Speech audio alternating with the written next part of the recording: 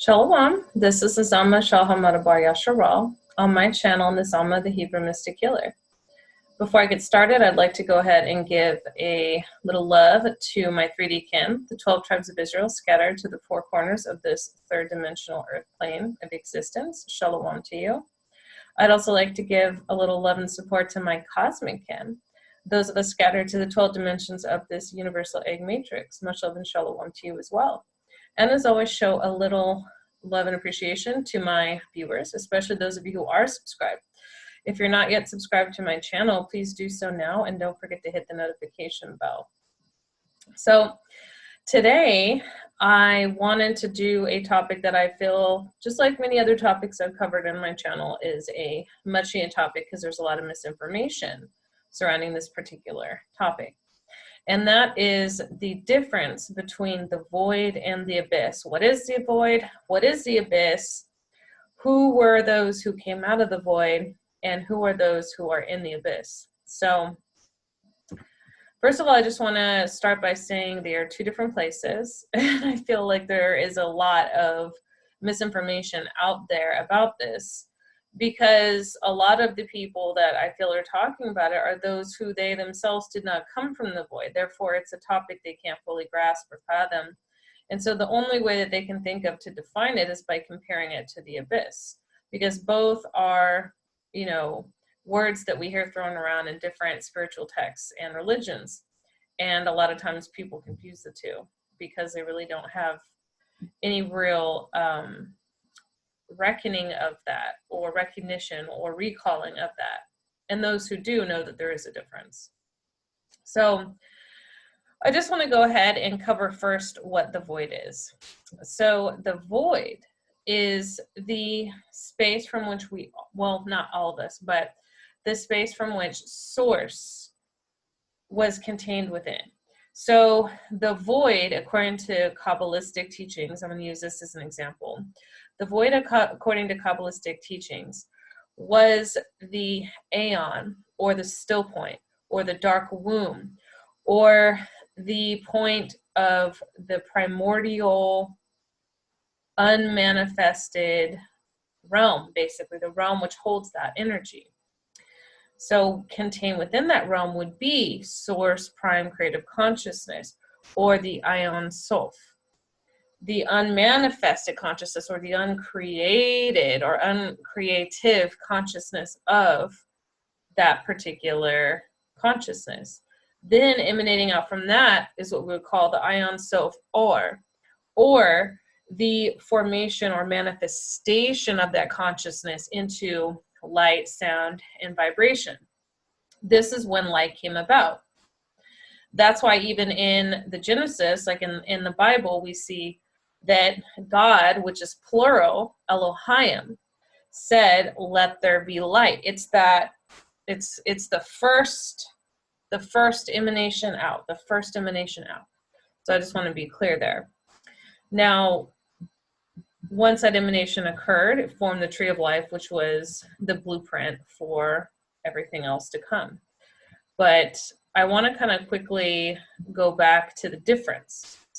So the void is the point where creation came about. Creation came out of the void. Just like a child, a baby, a fetus comes out of its mother's womb. The void is the womb. It's that place where, the first primordials were germinated within and emanated out, and then began to create from there. The prime creators. So that's the difference. Now, what is the abyss? The abyss, by contrast, actually there's several abysses. Every universe has one. But when we think of the abyss, we're thinking of, and the reason we get these two confused a lot is they're both places of darkness, but the abyss is actually a holding cell. It's a created space. It is not the void or the source of unmanifested raw primordial energy or chi. No, it is a holding cell. It is a dark prison. And it is a place where beings go when their resonance, their consciousness there's nothing else that connects or resonates at that level within the universe. So that's the only place they have left to go. Usually this happens when their spark has become so diminished or they lose it, basically. So they go into this space, and it's for a period of time, and time is different here than it is in, you know, other areas of the universe. And so the beings that are here are very, very old because they've been there for a long time. Once they have that spark of recognition or that conscious awareness of why they're there and how they can get out, then they begin to contemplate their existence and the actions that landed them there in the first place. Once that happens, once that quote unquote sentence has been served, then they start reincarnating back within the rest of the universal egg structure, or back within some of the more lower vibratory realms. So I just want to make, you know, that distinction. So the abyss is where, you know, lower, you know, vibrational beings are held.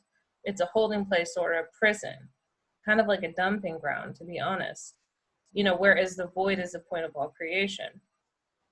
So, you know, this whole misunderstanding also happens because, just like on my previous videos, there's this misunderstanding of, you know, dark and light, of dark being something evil, light being something good. And really, these are just polarity expressions. So it's not really about good or evil. There can be people who are primordial chi beings, or literally dark beings that are quote unquote good, or, you know, moral, or do things for the betterment of their soul expression and the soul expression of others as a whole, and follow their, you know, soul design expression. And then there are those who, you know, there can be those of the light which don't, conversely. So, you know, there's, you know, good light and evil light. There's good dark and evil dark. It's just a polarity expression. That's just how I'm trying to explain it in this particular dimension, so that, you know, you guys can understand what I'm trying to explain here. But true light beings and true dark beings, it has nothing to do. And when I'm talking about dark, I'm not talking about darknesses and those who have lost their spark. I'm not talking about those in the abyss. And there I go again, drawing that distinction. So I'm not talking about lower vibrational beings that, you know, have less in their spark or lost their divine spark in the abyss. I am talking about those that are primordial, that are made up of that primordial dark chi energy. Primordial meaning the first, the primal, the raw, the unmanifested. So let me give you guys an example. I don't know how many of you guys have seen Dark Phoenix. There's a reason why it was called the Dark Phoenix. That is an example of primordial energy. The Phoenix energy, even though they showed it looking like fire and going into this Caucasian looking mutant, that's not really an accurate description. But the primordial energy is essentially raw creative energy. It's capable of destruction or creation. It has those two polarities within it. And, you know, if it is not, you know, basically channeled or controlled, then it just is in that state of that raw primordial unmanifested potential. So yes, a primordial being can display chaotic energy because primordial energy is very raw. So it is literally the epitome of creation, destruction, and both polarities simultaneously. So if someone who is primordial hasn't mastered their primordial energy, then they can come off a bit chaotic. But once they have mastered it, they actually can tap into a level of creative ability that other souls may not be able to access, because everybody's different. Everyone had different origin points. So light souls would be those who actually, and I'm talking about literally, I'm talking about the actual makeup of the soul blueprint. There's a difference between somebody who is dark because they're evil or aggressive, you know, and light because they're good or progressive, versus what I'm talking about, which talks about energy polarity, not in a moral sense, not in the type of, we think about high vibration, low vibration. I'm talking about something completely different. I'm talking about the essence of the soul. So a true light soul would be a soul star, because stars, believe it or not, luminaries are actually soul group expressions, but I'll get into that in a different video. But basically a light star or a soul star is actually a soul that was created by the primordials. Those souls were created by the primordials. And some of those souls went on to become creators themselves and became the next generation of quote unquote gods. So the soul stars, some of them, well, actually, technically speaking, they were all formed outside of the universe, but some of them began their first emanation within this universe, and some of them began their first emanation outside the universe. The primordials all go back to the void, and they are all the creators, or the first creators. So you can see this mythology actually play out within different religious texts, especially when you look into like the Hindu, the Chinese, the Greek, the Sumerian. Basically, you have the primordials, and then you have the elder gods, and then you have the titans, and then you have the old gods, and then you have the new gods, and then you have the demigods. So that's how that goes. So there's differences of generations, copies upon a copy of a copy. But all of these beings, all of these souls, all souls have a beginning. So yes, every being with a soul at some point in time came from source, is part of source, is made of source stuff, so to speak. But not all are the same, not all are equal, and not all are the same age either, and not all have the same incarnations or blueprint. So basically, a soul that came into the universe, right, as their first emanation expression, but they exist as a light soul outside of it, they're going to be much younger than a soul that started their experience in another universe and then came into this one, for example, or a primordial, for example, which are the oldest of the emanations out of source. But they're all made of source stuff in that sense, because just like in the Hindu tradition, it's not really Hindu, it's actually the ancient Indus Valley tradition, the Brahman is the ultimate reality, or the source consciousness. The Atman is the soul that emanates out of. So souls have a beginning. Now, souls are, immortal or eternal in the sense to where a soul cannot die in that sense, but a soul has a beginning. So even the primordials have a beginning. The gods, all the gods, different generations of gods have beginnings. Source does not have a beginning. That is the alpha and the omega point. So I just wanted to make that clear. Hold on, guys. Juice. Anyway, so that's the distinction. So there are souls in this universe that are artificial. I'm not going to spend too much time on that. And there are souls that are younger, and there are souls that are older. So an artificial consciousness would be one that actually, just as the primordials created soul stars using primordial energy, they also created the universe itself, which is an actual matrix structure. Now, what I mean by artificial consciousness is they're literally an emanation out of the universal egg matrix. They're an emanation of that, not an emanation of source. Let me try to explain this if I can. Perfect example, the matrix. There were the humans that were in there, and then there were the programs. Now, they both looked the same inside the matrix. They both could think, they both could feel, they both even reincarnated, as the Oracle talked about in the movie. But the humans existed outside of the matrix. They came from outside of the matrix. Now, there are souls, light star souls, that were created outside of the universe, but their first emanation was inside of the universe. In other words, they were inserted into an avatar within the universe, and that was their first soul expression. That's not what I'm talking about. That's not artificial. That's still organic. It just means that they're a young soul. But an artificial soul is actually part of that matrix program system. They're actually part of the game, so to speak. Now, am I saying that we should treat different beings and different souls differently, or less than, or greater than? No, I'm not saying that at all. You guys know I'm really big on sovereignty. Any being that's conscious deserves to experience its consciousness and existence. So I'm not bringing this up to draw a distinction. Like, I don't want you guys, you're done watching my video and you get all pumped up and you're like, you're not even an organic being. Like, seriously, don't do that. Like, we just all have different expressions and points, of emanation and origin.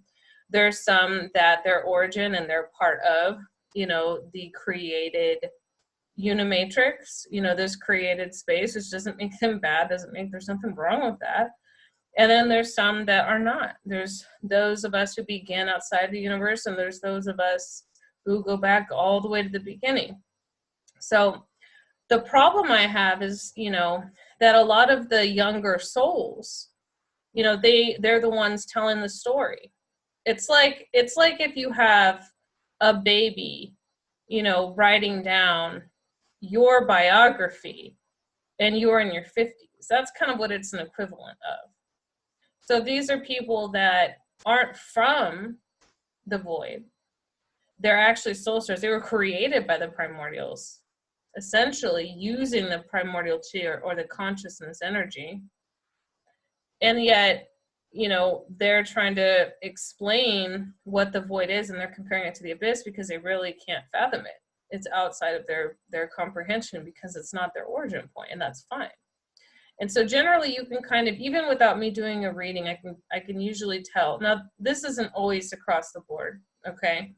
I don't really like to generalize because we're all very unique, and I say that all the time. Our blueprints are very unique. Each individual soul expression is unique because of its unique experiences it's had. No two are alike, just like no two fingerprints are alike, no two trees are alike. And all together would make a very beautiful forest. But I digress. You can generally tell which beings are soul stars based on their draw to, more light focused belief systems. They try to be more illuminative. They're usually not concerned with shadow work.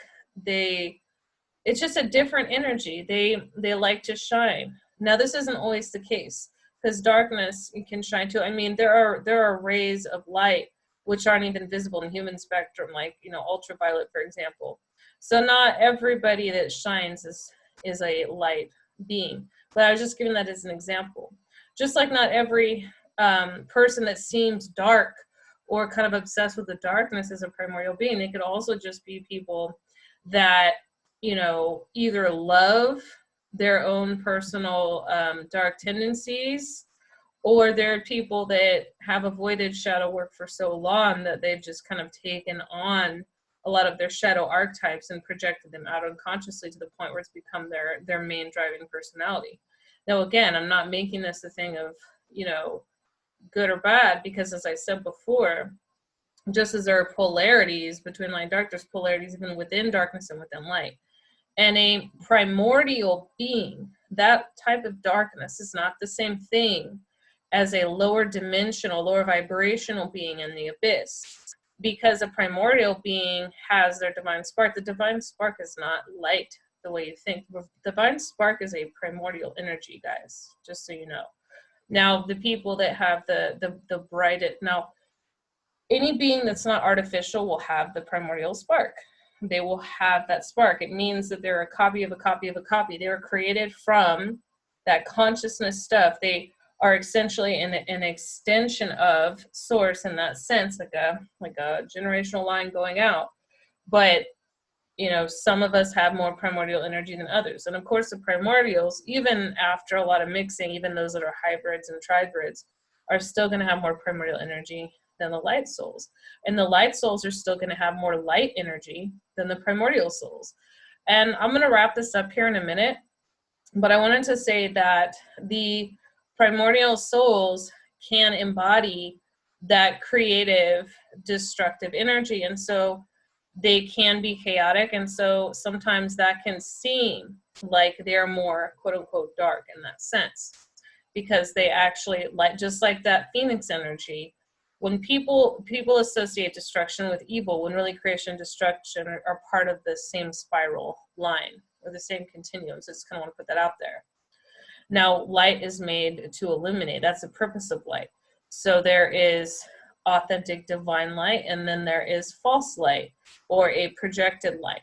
So there's different types, and I talk about that in my other videos as well. So light and dark are just different polarities. And as far as like light and dark as polarities, and this splitting down again, now I'm not talking about primordial versus soul star anymore. Now I'm going into the polarities of light and dark, like we look into, like on the Earth, for example, we both contain those polarities within us. We contain the polarities of the sun and the moon within us. We contain the polarities of night and day within us. For example, the physical visibility of darkness and light is yet another polarity of that as well, splitting off.